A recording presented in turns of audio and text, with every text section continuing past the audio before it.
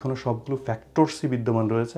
পট পরিবর্তনের আগে বিপুল সংখ্যক বিএনপি জামাতের নেতাকর্মী কিন্তু এই দেশে এসেছেন এবং অ্যাসাইলাম ক্লেম করেছেন। অনেক বড় বড় এবং ভ্যালিড কেস আছে। এখন পট পরিবর্তনের পর অনেকের এখনো পর্যন্ত ফাইনাল ইন্টারভিউ হয় নাই, তাদেরকে ইন্টারভিউর জন্য ডাকা হচ্ছে। এই মতাবস্থায় যেহেতু দেশে সরকার পরিবর্তিত হয়ে গেছে, আওয়ামী লীগ সরকার নাই, সে কারণে অনেকেই দুশ্চিন্তায় আছেন যে তাদের আসলে অ্যাসাইলাম সাকসেস হওয়ার সম্ভাবনা আছে কিনা। তো আপনি কি বলবেন? দেখেন, যারা বিএনপি করতো অথবা জামাত করতো কিন্তু যুক্তরাজ্যে এসে অ্যাসাইলাম ক্লেম করেছে, যেহেতু একটা পট পরিবর্তন হয়েছে বাংলাদেশে গত 5ই অগাস্টে, তাহলে তাদের অ্যাসাইলাম আসলে কীভাবে ডিল করতেছে হোম অফিস, অথবা কীভাবে তাদের অ্যাসাইলামের সাকসেস রেটে কী হতে পারে, অথবা তাদের পাওয়ার আসলে সম্ভাবনা কতটুকু। আমার যদি মতামত আমি বলি অথবা আমার এক্সপিরিয়েন্সটা বলি, তাহলে আমি বলবো যে এখন পর্যন্ত তাদের তেমন কোনো সমস্যা হচ্ছে না অ্যাসাইলাম পেতে।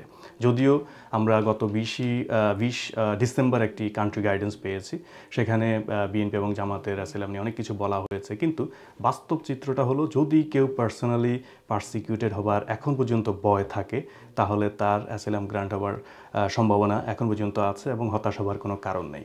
আমি একদমই হতাশ হবার পক্ষে না, কারণ এখানে সেই প্রেক্ষাপটে কয়েকটি কথা আসলে বলতে হয় যে বিএনপি জামাত কি এখন পর্যন্ত ক্ষমতায় এসেছে? উত্তর হলো না। যেহেতু ক্ষমতায় আসেনি, তাহলে তাদের প্রোটেকশনটা কে দিবে?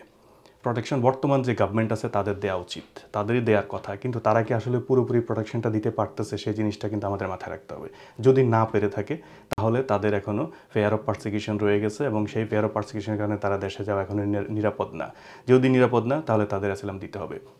তৃতীয়ত, যাদের মামলা রয়েছে, তাদের মামলার কারণে এয়ারপোর্টে যাওয়ার সাথে সাথে কিন্তু অ্যারেস্ট ওয়ারেন্ট যদি ইস্যু হয়ে থাকে, অ্যারেস্ট হতে পারে। এই অ্যারেস্ট কারা করতে পারে, কিভাবে হতে পারে, অথবা অ্যারেস্ট হওয়ার পরে তারা কোনোভাবে নির্যাতিত হওয়ার সম্ভাবনা আছে কিনা, সেগুলো যদি একজন অ্যাপ্লিকেন্ট প্রুভ করতে পারে, তাহলে কিন্তু তার অ্যাসাইলাম পাওয়ার সম্ভাবনা রয়েছে। চতুর্থ আরেকটি রিজন আপনি বলতে পারেন যে যাদের মামলা রয়েছে তাদের যদি কোনো অ্যারেস্ট ওয়ারেন্ট ইস্যু হয়ে থাকে তাদের বিরুদ্ধে, তাহলে তারা যদি এয়ারপোর্টে গিয়ে থাকে তাহলে তাদেরকে অ্যারেস্ট করবে। তাহলে একজন লোক যদি অ্যারেস্ট হবার ভয় থাকে এয়ারপোর্টেই, তাহলে সে কিন্তু এখন পর্যন্ত তার ফেয়ার অফ পারসিকিউশনটা প্রুভ করতে পারে। কারণ আমরা জানি যে গত 16 বছর ধরে যেহেতু শেখ হাসিনার রেজিম ছিল, সেখানে শেখ হাসিনার নিয়োগকৃত যে লোকজন ছিল তারাই কিন্তু এখন পর্যন্ত অনেক জায়গাতেই রয়েছে।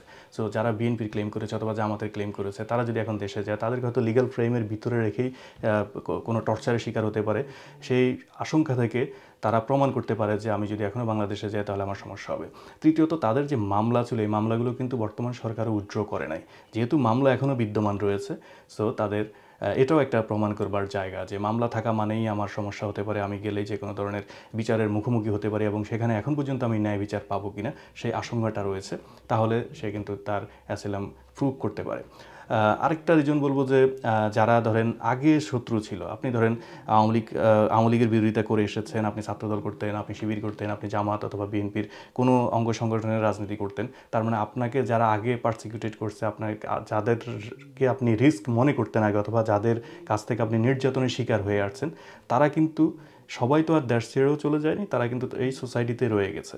এবং আগে যে প্রকাশ্য শত্রুতা ছিল, তারা গভর্নমেন্টে ছিল, তারা দলীয়ভাবে খুব শক্তিশালী ছিল, তারা বিভিন্নভাবে থ্রেট তৈরি করতে পারতো।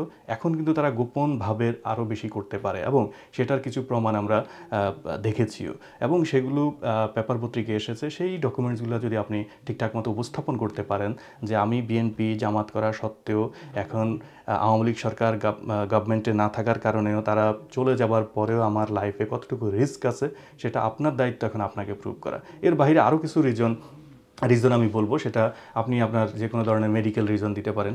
সেখানে আমরা মেন্টাল হেলথ যে এক্সপার্ট রিপোর্টগুলো রয়েছে সেগুলোকে সাজেস্ট করতে পারি যে এই পট পরিবর্তন, অথবা আপনি যে বাংলাদেশ থেকে দীর্ঘদিন ধরে এখানে আসছেন, আসার পর থেকে বিভিন্ন উত্থান পতনের মধ্য দিয়ে যাচ্ছেন, সেই কারণে আপনি মেন্টালি কোনোভাবে ডিপ্রেসড হয়েছেন কিনা, অথবা মেন্টাল কোনো সমস্যায় আপনি পড়েছেন কিনা। যদি সেটা আপনি প্রমাণ করতে পারেন, তাহলে সেটিও কিন্তু একটি রিজন আপনার অ্যাসাইলাম গ্রান্ট হওয়ার ক্ষেত্রে।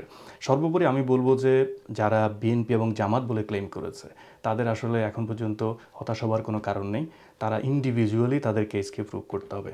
হ্যাঁ, এখানে অবশ্যই সরাসরি আগে যেটা আমরা বলতে পারতাম, অথবা একজন ক্লেইমেন্ট যখন বলতে পারতো যে আমার বাংলাদেশে যাওয়া মানেই আওয়ামী লীগ সরকারের কর্তৃক আমি নির্যাতিত হতে পারি, নিপীড়িত হতে পারি, আমি যে কোনো ধরনের খারাপ কিছুর সম্মুখীন হতে পারি, সেটি হয়তো সরাসরি বলা যাচ্ছে না, তবে এখনও সবগুলো ফ্যাক্টরসই বিদ্যমান রয়েছে এবং এই ফ্যাক্টরসগুলো যদি আপনি প্রমাণ করতে পারেন, হোম অফিস এখন পর্যন্ত আপনার ক্লেম দিতে পারে এবং দিচ্ছে, এবং আমি মনে করি ভবিষ্যতেও দিবে।